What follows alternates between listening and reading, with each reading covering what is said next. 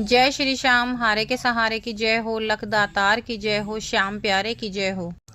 दोस्तों, सावन का पावन महीना चल रहा है और यह महीना भगवान शिव की भक्ति, पूजा और साधना के लिए विशेष माना जाता है। आज का उपाय बहुत ही सरल है, लेकिन इसे करते समय आपकी श्रद्धा और भावना सबसे ज़्यादा महत्वपूर्ण है। आज हम पीपल के पेड़ की जड़ में 3 अलग अलग दीपक जलाएंगे और इस पूरे उपाय को बाबा खाटू श्याम का स्मरण करते हुए करेंगे। अगर आपके जीवन में कोई काम लंबे समय से रुका हुआ है, घर में पैसों को लेकर परेशानी रहती है, परिवार में बार बार तनाव होता है, मन किसी चिंता से परेशान रहता है, या आपकी कोई ऐसी मनोकामना है जिसे आप लंबे समय से पूरा होते देखना चाहते हैं, तो सावन में श्रद्धा के साथ यह उपाय ज़रूर कर लेना। लेकिन उससे पहले दोस्तों, अगर अभी तक आप लोगों ने हमारे चैनल को सब्सक्राइब नहीं किया है तो हमारे चैनल को सब्सक्राइब करके बेल आइकन को ज़रूर प्रेस कर लें, ताकि आने वाली वीडियो का हर नोटिफिकेशन सबसे पहले आप तक पहुंच सके। और दोस्तों, अगर आप चाहते हैं हमारे चैनल के मेंबर बनना, तो हमारे चैनल की मेंबरशिप को ज़रूर ज्वाइन करें। नीचे दिए गए ज्वाइन बटन को दबाकर आज ही हमारे चैनल के सदस्य ज़रूर बने। और अगर आपको हमारे द्वारा बनाई गई वीडियो पसंद आती है तो सुपर थैंक्स के माध्यम से आप हमें सहयोग भी ज़रूर कर सकते हैं। साथ ही साथ दोस्तों, हमें कमेंट करके ये ज़रूर बताएं कि आप दुनिया के किस कोने से बाबा श्याम के इस दिव्य वीडियो को देख रहे हैं, सुन रहे हैं। और एक बात और दोस्तों, वीडियो को अंत तक ज़रूर देखिए, क्योंकि तीनों दीपकों में अलग अलग तेल घी इस्तेमाल करना है और तीनों के पीछे अलग अलग धार्मिक भाव भी माना जाता है। तो देखिए, सबसे पहले हम जानते हैं कि पीपल के पेड़ के पास कब जाएं। सावन में किसी भी सोमवार या अपनी सुविधा के अनुसार किसी भी शुभ दिन सुबह या शाम के समय स्नान करके साफ कपड़े पहने। अगर आप शाम के समय यह उपाय करते हैं तो दीपक जलाने के लिए सूर्यास्त के आसपास का समय ज़रूर चुनें। दोस्तों, एक बात का ध्यान रखें, पीपल के पेड़ की जड़ में दीपक रखते समय पेड़ को नुकसान ना पहुंचाएं और आग से दूरी बनाए रखें। अगर आसपास सूखे पत्ते या ऐसी कोई चीज़ है, ज्वलनशील चीज़ है, तो वहाँ दीपक बिल्कुल ना जलाएं।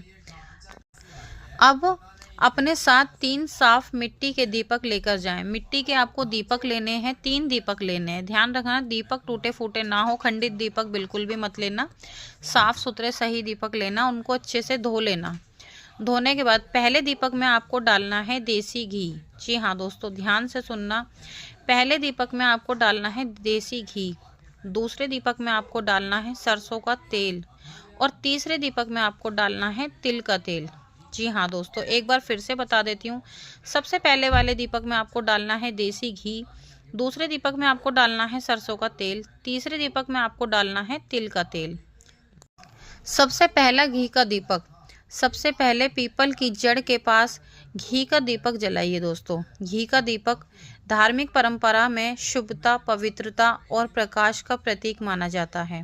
दीपक जलाने के बाद दोनों हाथ जोड़कर भगवान शिव का स्मरण करें और कहें, हे भोलेनाथ, मेरे जीवन से अंधकार को दूर कीजिए, मेरे घर में सुख, शांति और सकारात्मकता बनाए रखिए और मुझे सही रास्ते पर चलने की शक्ति दीजिए।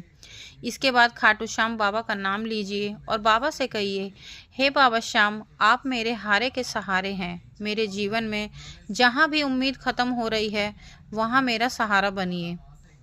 अब कुछ देर के लिए शांत होकर दीपक की लो को देखिए और अपनी मनोकामना दोहराइए। अब दूसरा सरसों के तेल का दीपक। अब दूसरे दीपक में सरसों का तेल डालकर उसे भी जलाइए। धार्मिक मान्यताओं में सरसों के तेल का दीपक नकारात्मकता और बाधाओं से मुक्ति की प्रार्थना करने के साथ जलाया जाता है। अगर आपके जीवन में कोई भी परेशानी बार बार सामने आ रही है, कोई परेशानी आपके बार बार सामने आ रही है, कोई काम बन नहीं पा रहा, आपको लगता है कि आप लगातार परेशानियों से घिरे हुए हैं, तो इस समय अपनी परेशानी बाबा के सामने रखिए और बाबा से कहिए, बाबा श्याम, मेरे जीवन में जो भी उचित बाधाएं हैं उन्हें दूर करने की शक्ति दीजिए। मुझे गलत रास्ते से बचाइए और सही फैसला लेने की बुद्धि दीजिए। इसके बाद 11 बार श्रद्धा से बोलिए जय श्री श्याम, जय श्री श्याम। अब तीसरा तिल के तेल का दीपक। अब तीसरे दीपक में तिल का तेल डालकर उसे जलाइए। तिल के तेल का दीपक भी हिंदू धार्मिक परंपराओं में विशेष माना जाता है और इसे बाधाओं या शनि संबंधी प्रार्थनाओं के साथ जोड़ा जाता है। दीपक जलाते समय मन में अपने परिवार की सुख शांति की प्रार्थना करें।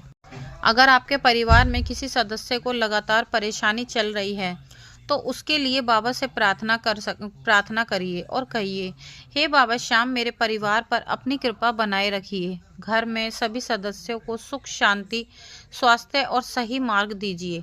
अब करना है सबसे खास काम। तीनों दीपक जलाने के बाद वहीं खड़े होकर या सुरक्षित दूरी पर बैठकर कुछ समय के लिए आंखें बंद कर लीजिए।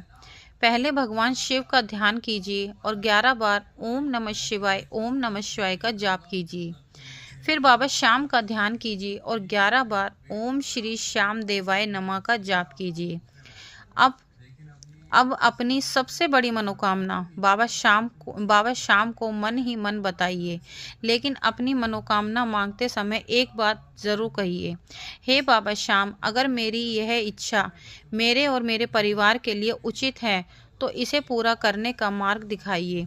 अगर इसमें मेरे लिए कोई नुकसान है तो मुझे उससे बचाकर सही रास्ता दिखाइए। यह प्रार्थना बहुत ही सुंदर है क्योंकि इसमें हम अपनी इच्छा के साथ भगवान की इच्छा को भी स्वीकार करते हैं। बाबा से अपनी परेशानी खुलकर कहिए। दोस्तों, भगवान के सामने अपनी बात रखने के लिए आपको कोई बड़े बड़े मंत्र याद करने की जरूरत नहीं है। आप बाबा से अपने शब्दों में बात कर सकते हैं। जैसे आप अपने घर के किसी बड़े से अपनी परेशानी बताते हैं, उसी तरह से बाबा से कहिए, बाबा, मैं बहुत परेशान हूँ, मुझे समझ नहीं आ रहा कि मैं क्या करूं, मेरे लिए सही रास्ता खोल दीजिए, मेरे परिवार की रक्षा कीजिए और मुझे इतनी शक्ति दीजिए कि मैं अपनी परेशानियों का सामना कर सकूं। फिर कुछ देर के लिए बिल्कुल शांत रहिए और अपने मन को विश्वास दिलाइए कि परेशानी चाहे कितनी भी बड़ी हो, आपको घबराकर गलत रास्ता नहीं अपनाना है। आपको अपने कर्म करते रहना है, बाबा श्याम का नाम लेते रहना है। इस उपाय को करने के बाद अब आपको क्या करना है, दीपक पूरी तरह से सुरक्षित तरीके से जलने दें और उन्हें बुझाने की जल्दबाजी बिल्कुल भी ना करें। पीपल के पेड़ के आसपास सफाई रखें और पेड़ को किसी भी तरह का नुकसान ना पहुंचाएं। अगर आप चाहें तो उस दिन किसी जरूरतमंद व्यक्ति को अपनी क्षमता के अनुसार अन्न या भोजन का दान जरूर कराएं। दोस्तों, दान करते समय अपने मन में कहिए, हे प्रभु, मेरे घर में अन्न और सुख शांति हमेशा बनी रहे और मैं जरूरतमंदों की मदद करने योग्य बनी रहूं। तो दोस्तों, ये थी आज की छोटी सी एक वीडियो। अगर आपको वीडियो पसंद आया तो वीडियो को लाइक करना, शेयर करना और कमेंट बॉक्स में जय श्री श्याम ज़रूर लिखना। कल मिलते हैं आपसे एक नई वीडियो के साथ। जब तक के लिए आप सभी भक्तों को जय श्री श्याम।